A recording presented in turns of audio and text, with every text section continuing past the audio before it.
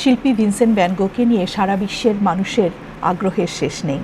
এমনই দুজন মানুষ স্টিভেন নেইফে এবং গ্রেগরি হোয়াইট স্মিথ, এবং তারা আইন বিশেষজ্ঞ, পড়াশোনা আইন বিষয়ে।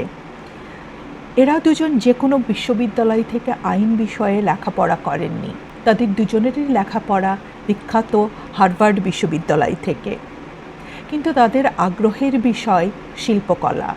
তারা ব্যক্তিগত জীবনে যেমন সঙ্গী, তারা কাজও করেন একসঙ্গে জুটি বেঁধে। স্টিভেন নেইফে এবং গ্রেগরি হোয়াইট স্মিথ শিল্পী জ্যাকসন পোলকের জীবনী প্রকাশ করবার জন্য জিতে নেন পুলিৎজার প্রাইজ। নেইফে এবং স্মিথ শিল্পী ভিনসেন্ট ভ্যান গোরও জীবনী লিখেছেন। এই বইটি প্রকাশ করবার আগে তারা 10 বছর ধরে গবেষণা করেছেন ভিনসেন্টের জীবনের উপর, এবং অবশেষে এই বইটি প্রকাশ করেছেন 2011 সালে। শিল্পী ভিনসেন্ট সম্পর্কে আমরা সাধারণত জানি যে ভিনসেন্ট ছিলেন একজন খ্যাপাটে মানুষ, পাগলাটি শিল্পী।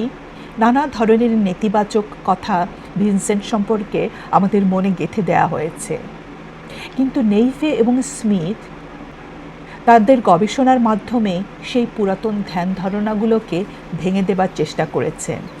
আমস্টারডামের ভ্যান গো মিউজিয়ামের পূর্ণ সহযোগিতায় এবং অজানা এবং অপ্রকাশিত নানা তথ্যের উপরে ভিত্তি করে নেইফে এবং স্মিথ এই বইটি লিখেছেন। বিশেষ করে ভিনসেন্টের ছোট ভাই ভিও ভ্যান গোর সাথে ভিনসেন্ট গভীর বন্ধুত্বপূর্ণ সম্পর্ক। ভিও যে ভিনসেন্টের জীবনে সম্পূর্ণ মানসিক এবং অর্থনৈতিকভাবে সহযোগিতা করেছিলেন, সে বিষয়টিও লেখকের আবেগঘন ভাষায় ফুটিয়ে তুলেছেন। এই বইটি প্রকাশের পর সারা বিশ্বে তুমুল সমালোচনার ঝড় ওঠে, বিশেষ করে শিল্প সমালোচকদের মধ্যে, এবং তারা কোনোভাবেই মেনে নেননি আজ পর্যন্ত যে শিল্পী ভিনসেন্ট ভ্যান গোকে হত্যা করা হয়েছিল। আমস্টারডামের ভ্যান গো মিউজিয়াম এই উপস্থাপিত প্রস্তাবকে নাকচ করে দিয়েছিল। আমরা এতদিন জেনে এসেছি ভিনসেন্ট ভ্যান গো 1890 সালে জুলাই মাসের শেষ দিকে আত্মহত্যা করে, কিন্তু নেইফে এবং স্মিথ তার এই বইটির মাধ্যমে আমাদের সেই পুরাতন ধারণাকে ভুল প্রমাণিত করার চেষ্টা করেছেন। তারা তাদের দীর্ঘ 10 বছরের গবেষণা এবং প্রত্যক্ষদর্শীদের বিবরণের উপরে ভিত্তি করে এই বইটির মাধ্যমে তারা দাবি তোলেন যে ভিনসেন্ট ভ্যান গোকে মূলত হত্যা করা হয়েছিল। আমরা জানি যে ভিনসেন্ট ভ্যান গো তার জীবনের শেষ সময়টিতে তার শিল্পচর্চার জন্য ফ্রান্সের একটি গ্রামে অবস্থান করছিলেন। নেইফে এবং স্মিথ দাবি তোলেন যে সেই গ্রামের দুজন কিশোরের কাছে একটি ত্রুটিপূর্ণ পিস্তল ছিল, যার মাধ্যমে তারা ভিনসেন্টকে হত্যা করে। এটি অবশ্য সর্বজন স্বীকৃত যে ভিনসেন্টকে স্থানীয় লোকেরা উত্ত্যক্ত করত। এখানে নেইফে এবং স্মিথ বলতে চেয়েছেন, গ্রামের দুজন কিশোর যখন ভিনসেন্টকে উত্ত্যক্ত করছিল অথবা বিরক্ত করছিল, তখন তাদের মধ্যে ধস্তাধস্তি বা হাতাহাতির ফলে সেই পিস্তল থেকে গুলি বেরিয়ে ভিনসেন্টের শরীরে গিয়ে লাগে। যদিও ভিনসেন্টকে চিকিৎসা করলে হয়তো বাঁচিয়ে তোলা যেত, কিন্তু ভিনসেন্ট বেঁচে থাকতে চাননি। তিনি হয়তো এই সত্যটি গোপন করেছেন সে অল্প বয়সী কিশোরদেরকে বাঁচানোর জন্য, এবং তিনি নিজেকে মৃত্যুর হাতে সঁপে দিয়েছেন, যেটা অনেকটা আত্মহত্যারই শামিল। তবে অনেকে মনে করেন যে শিল্পী ভিনসেন্ট ভ্যান গো তখন খুবই প্রলিফিক ছিলেন এবং তিনি প্রতিদিন ছবি আঁকতেন। তার আত্মহত্যা করবার কোনো প্রয়োজন ছিল না, অথবা কোনো ব্যাখ্যা নাই তিনি কেন আত্মহত্যা করবেন। ভিনসেন্ট ভ্যান গোকে ফ্রান্সের সেই গ্রামের দুজন কিশোর আক্রমণ করে এবং গুলিবিদ্ধ করে, এই তত্ত্বটি শিল্প সমালোচক এবং আমস্টারডামের ভ্যান গো মিউজিয়াম নাকচ করে দিয়েছে। তবে এই বইটির 3টি ইতিবাচক দিক আছে।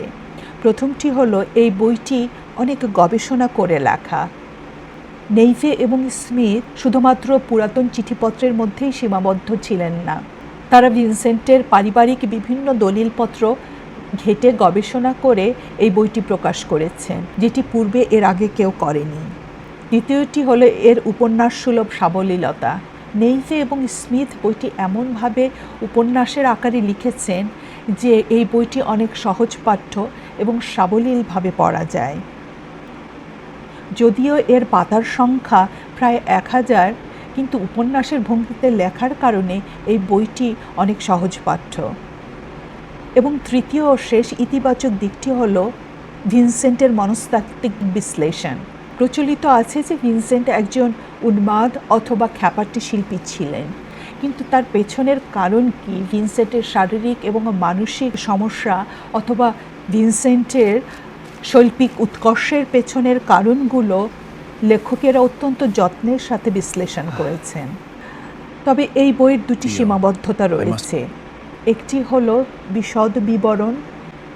এই বিশদ বিবরণ পড়তে পড়তে অনেক পাঠকই ক্লান্ত বোধ করতে পারেন। আর দ্বিতীয়টি হলো মূল বিষয়, ভিনসেন্টের মৃত্যু নিয়ে তত্ত্ব। এখন পর্যন্ত অনেক শিল্পকলার ইতিহাসবিদ এবং অনেকেই মেনে নিতে পারেননি যে ভিনসেন্টকে আসলে হত্যা করা হয়েছিল। তারা পূর্বের যে প্রচলিত গল্প সেটাকেই তারা মেনে নিতে পছন্দ করেন। ভিনসেন্ট প্রেমী এবং শিল্পকলার ইতিহাসের বিষয়ে যাদের আগ্রহ রয়েছে তাদের জন্য ভ্যান গঘ দ্য লাইফ একটি অবশ্য পাঠ্য। এখানে নেইফে এবং স্মিথ ভিনসেন্টকে একজন রূপকথার খ্যাপাটে চিত্রশিল্পী হিসেবে না দেখিয়ে একজন রক্তমাংসের সংবেদনশীল মানুষ হিসেবে দেখানোর চেষ্টা করেছেন।